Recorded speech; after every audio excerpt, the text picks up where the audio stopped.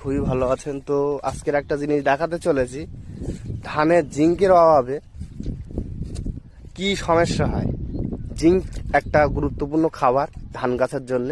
তো আপনি ডিএপি দেন, 10-26, 14-32 যাই দেন না কেন, ধানের জিঙ্ক না দিলে এই যে পাতা লাল হওয়া, গোজের পাতা বেশিরভাগ এই পোড়া পোড়া ভাব, পাতা লাল, এইগুলো হতে থাকবে।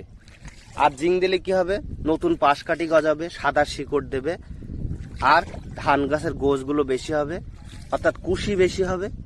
আর ধান গাছ জমির যে খাবার আছে সেটাই আগে খাবে, ও ধান গাছগুলো খুব বড় সতেজ হবে। প্রায় গাছগুলো দেখতে পাচ্ছেন যে এরকম হলদে হলদে ভাব।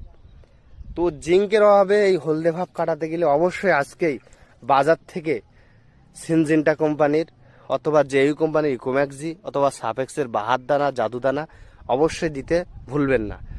যদি দিয়ে থাকেন, যদি ব্যবহার করেন, তো বুঝতে পারবেন আজকের ভিডিওটি আপনার জন্য কতটুকু উপকার, সেটা আপনি নিজেই হাতে নাতে দেখতে পাবেন। তো অবশ্যই আপনি যখনই চাপন সার দেবেন,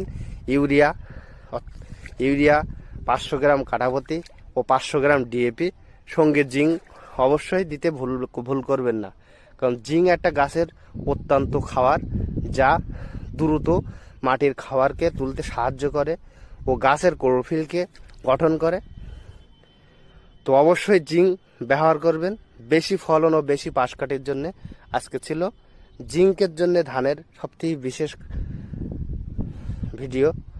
আরও ভালো ভালো মাজরা পোকার জন্যে ও ধানের পাশকাঠি বেশি হওয়ার জন্যে, ধান শক্ত ও পশলা ঝলসা হাত থেকে রক্ষা পাওয়ার জন্যে, চকচকে ঝকঝকে ধান পাওয়ার জন্যে অবশ্যই আমাদের কৃষক বন্ধু